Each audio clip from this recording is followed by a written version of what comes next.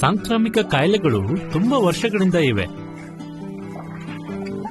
ಇಂಥ ಕಾಯಿಲೆಗಳು ಎಲ್ಲ ಕಡೆ ಹರಡುತ್ತಾ ಇರೋದನ್ನ ನೀವು ಕೇಳಿರ್ಬೋದು.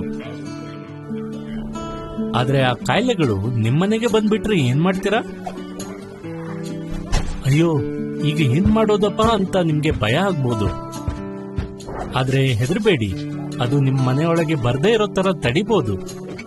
ಅದಕ್ಕೆ ಕೆಲವು ಸುಲಭವಾದ ಹೆಜ್ಜೆಗಳನ್ನ ತಗೋಬೇಕು. ನಿಮ್ಮ ಕೈಗಳನ್ನ ಆಗಾಗ ತೊಳ್ಕೋಬೇಕು.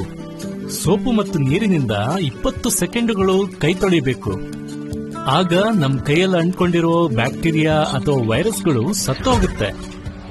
ಆಲ್ಕೋಹಾಲ್ ಇರೋ ಸ್ಯಾನಿಟೈಸರ್ ಬಳಸಿದ್ರೂ ಅವು ಸಾಯುತ್ತೆ.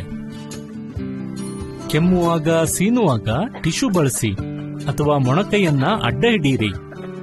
ನಿಮ್ಮ ಮುಖನ ಮುಟ್ತಾ ಇರಬೇಡಿ, ಯಾಕೆಂದ್ರೆ ನಿಮ್ ಕೈಯಲ್ಲಿ ವೈರಸ್ ಇದ್ರೆ ರೋಗ ಹರಡುತ್ತೆ. ನಿಮ್ಗೆ ಅಧಿಕಾರಿಗಳು ಕೆಲವು ನಿರ್ದೇಶನಗಳನ್ನ ಕೊಡಬಹುದು.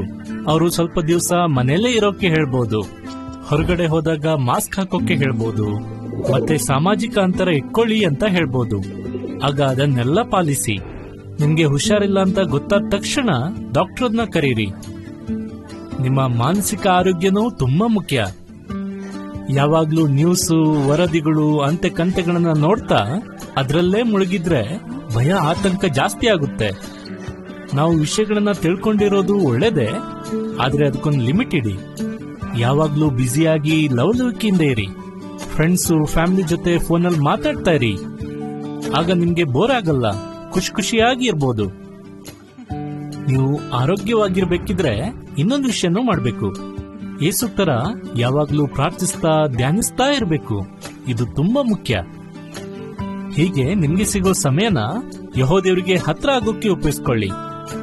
ಮುಂದೆ ಬರ್ಲಿಕ್ಕಿರೋ ಹೊಸ ಲೋಕದ ಬಗ್ಗೆ ಯೋಚನೆ ಮಾಡೋದು ಈಗಿನ ಸಮಸ್ಯೆಗಳನ್ನ ಎದುರಿಸೋಕೆ ಸಹಾಯ ಮಾಡಿಕೊಡುತ್ತೆ. ಯೆಹೋವನ ಸಾಕ್ಷಿಗಳು ಈ ಹೊಸ ಲೋಕದ ಬಗ್ಗೆ ಸಾರ್ತಿದ್ದಾರೆ. ಈಗಿನ ಪರಿಸ್ಥಿತಿಗೆ ತಕ್ಕಂತೆ ಫೋನ್ ಮೂಲಕ ಜನರಿಗೆ ಬೈಬಲ್ ಕಲಿಸ್ತಿದ್ದಾರೆ. ಅಷ್ಟೇ ಅಲ್ಲ, ಅವರನ್ನ ಮೀಟಿಂಗೂ ಕರೀತಾರೆ. ಸಾಧ್ಯವಾದ್ರೆ ಒಂದು ಜಾಗದಲ್ಲಿ ಸೇರಿ ಬರ್ತಾರೆ. ಇಲ್ಲ ಅಂದ್ರೆ ವಿಡಿಯೋ ಮೀಟಿಂಗ್ ನಲ್ಲಿ ಜಾಯಿನ್ ಆಗ್ತಾರೆ. ಒಂದು ವಿಷಯ ನೆನ್ಪಿಡಿ, ಈ ಪರಿಸ್ಥಿತಿ ಬೇಗ ಬದಲಾಗುತ್ತೆ.